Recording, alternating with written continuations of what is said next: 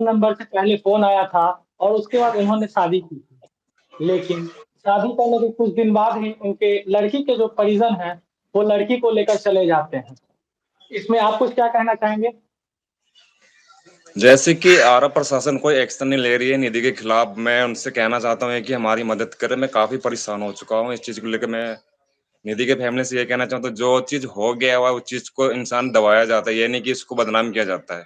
उनसे हाथ जोड़ के मैं विनती कर रहा हूँ, 6 महीने से मैं काफ़ी परेशान हूँ इस चीज़ के लिए। क्योंकि जब शादी हो चुकी है, तो बार-बार तो होती नहीं है, क्योंकि निधि के कहने पे मैंने पहला फर्स्ट रिश्ता भी छोड़ दिया था। अब बदनामी कहने का मतलब बदनामी इतनी हो चुकी है, फिर भी मुझे इतना शर्मिंदा महसूस हो रहा है खुद में। हमने कभी सोचा नहीं था कि सोशल मीडिया में आना पड़ेगा।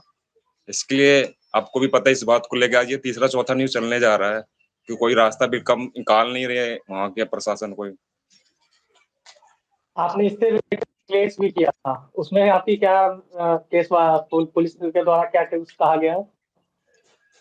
जैसे कहने के आरा एसपी के द्वारा कंप्लेन करने के बाद निधि के बाद पे अपने एरिया के लोकल थाने में भी कंप्लेन किया गया था, यहाँ भी केस दर्ज नहीं किया जा रहा। और कहने का मतलब यह है कि यहाँ के एसपी के खिलाफ भी एक्शन लिया जाए, क्योंकि बिहार सरकार को दिखाई नहीं दे रहा, न्यूज देख के भी इग्नोर कर रहे हैं सब कोई। और मैं काफी परेशान हूँ 6 महीने से।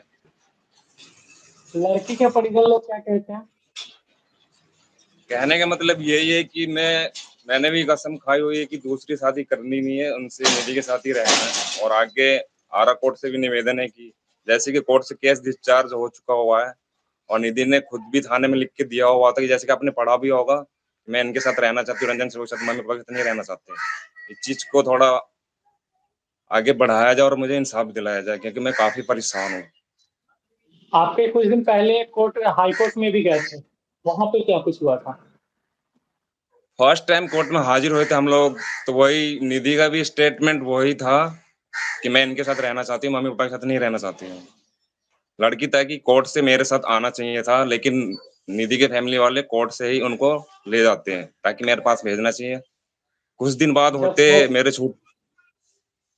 जब हाँ कोर्ट जी, का बोलिए। फैसला जब कोर्ट का फैसला था कि लड़की आपके साथ जाएगी, तो उनके परिजन लोग कैसे लेकर चले गए? पुलिस इसमें उस टाइम कुछ अब नहीं किया यही था? मुझे समझ में नहीं आ रहा है कि मेरे साथ ये हो क्या रहा है, कुछ पता नहीं चल रहा। मैं आपको दिखाना चाहता हूँ, कुछ पेपर है, मैं आपको दिखाता हूँ, 1 सेकंड में।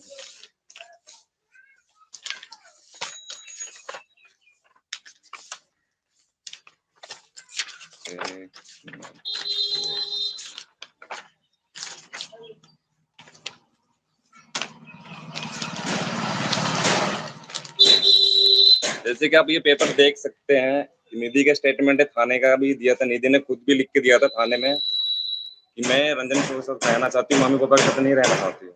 आप देख सकते हैं ये पेपर खुद भी। कहने का मतलब कब ये ये है कि 164 के बयान निधि ने कोर्ट के सामने बोला था कि मैं इनके साथ रहना चाहती हूँ, अबाउट मैरिज भी जब भी करेंगे हम इनसे ही करेंगे। और फिर भी मेरे साथ ये हो क्या रहा है, कुछ समझ में नहीं आ रहा। कब दिया गया था ये पेपर आपको? उठने के बाद कोर्ट के ये जो हमारे चार्जशीट फाइल है, मैंने खुद निकाला था लॉयर के द्वारा। जब मुझे पता है, मुझे खुद भी नहीं पता था कि निधि का स्टेटमेंट क्या है। अरे ये पेपर निकालने के बाद पता चला कि निधि मेरे पक्ष में थी शुरू से ही और लास्ट टाइम तक भी। जब मैं ये जाना था, मुझसे रहा नहीं जाता, मैं काफी टाइम से सो भी नहीं पा रहा हूँ। आप लोग देख सकते हैं मेरी हालत भी कैसी है, आप लोग जान रहे हैं। 2021 को एफआईआर किया गया था, इसमें भी खुद निधि के फैमिली ने भी लिख के दिया हुआ था कि मेरी लड़की 18 साल की है। फिर भी तो ये केस बनता नहीं है ना। आप देख सकते हैं पेपर भी आपको भेजा हुआ है। फिर भी कहने का मतलब मेरे साथ ये चल क्या रहा, कुछ समझ में नहीं आ रहा। कोई आरा प्रशासन, एसपी डीएसपी कोई भी इस चीज को एक्शन नहीं ले रहा, मैंने कंप्लेन करने के बाद भी। जब आप पुलिस वालों के पास जाते हैं तो क्या कुछ बोलते हैं पुलिस वाले? उनके पास मैंने डीएसपी को भी दिया था, लेकिन उन्होंने क्या बोला था कि ये केस क्लोज हो चुका हुआ है, हम लोग इसमें कोई इंटरफेयर नहीं करेंगे, क्योंकि ये कोर्ट से केस खारिज हो चुका हुआ है, तो तुम्हारा फैमिली मैटर है, तुम लोग आपस में समझो। निधि के फैमिली वाले क्या कुछ बोलते हैं? निधि की फैमिली के पास मैं गया था, वहाँ पंचायत हुई थी। पंचायत में बोला गया था मुझसे कि यहाँ पे तुम कोर्ट में लिख के दे दो कि हम अपनी लड़की की दूसरी जगह शादी करें। मैंने बोला कि ऐसा तो नहीं हो सकता ना, क्योंकि शादी हमारी हो चुकी है। आप लोग जाति पाति को लेकर प्रॉब्लम कर रहे हैं, तो ये तो कोई बात नहीं हुई ना।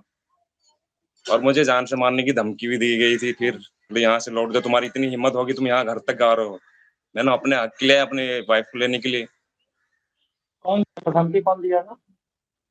कमलेश सिंह है उनके गांव के जो पंच है, उन्होंने बोला था जैसे आए थे तुम यहाँ से वैसे ही लौट जाओ। मतलब मैं क्यों लौट के जाऊँ? अगर यही चीज़ मैं आपसे बोलूँ, आप अपनी वाइफ़ को छोड़ के दूसरी शादी कर सकते हैं क्या? तो बोले ये सब कुछ नहीं होगा, तुम श्रीवास्तव हो, वो पंडित है, इस शादी को माना भी नहीं जाता। एक बात और भी कहना चाहूँगा कि मैं जाति से श्रीवास्तव, निधि के फैमिली ने क्या गोलमोल किया और संजय सिंह जो इस केस का आईओ है, निधि के फैमिली ने उन्हें 1.5 लाख रुपए दिए थे। मेरी बहन को भी बताया गया था कि तुम्हारे भाई की वजह से हमारे पैसे इतने खर्च हुए हैं, ये है, वो है। तो 2 साल से निधि की फैमिली जान रही थी कि निधि मुझसे ही शादी करने वाली है। फिर भी ये लोग जानबूझ के इग्नोर करते थे। कितने फ़ोन भी टूट चुके, मैंने निधि को फ़ोन भी भेजा हुआ था और कहने का मतलब ये है कि कैसे-कैसे हम लोगों की बात होती थी इन 2 सालों में। 2 सालों में निधि बहुत प्रयास करके मेरे पास आई थी बैंक के बहाने और आगे भगवान जाने क्या हुआ था हमारे साथ। पता नहीं था हम लोग की लाइफ़ में ऐसा होने वाला था, ये दिन देखने पड़ेंगे। आगे मैं यही कहना चाह रहा हूँ कि प्लीज़ मुझे इंसाफ़ दिलाइए और मैं निधि के साथ रहना चाहता हूँ और दूसरी मैरिज मैं करना भी नहीं चाहता। जैसा कि इन्होंने बताया कि इनको जो है निधि के फैमिली वालों से है, हमेशा जाति को लेकर जो है लड़की को नहीं भेजा जा रहा और इनके लाइफ में बहुत सारी ऐसी परेशानियाँ आ रहा है और ये लड़के जो है वो निधि के अलावा किसी और से शादी भी नहीं करना चाहते। धन्यवाद आगे के लिए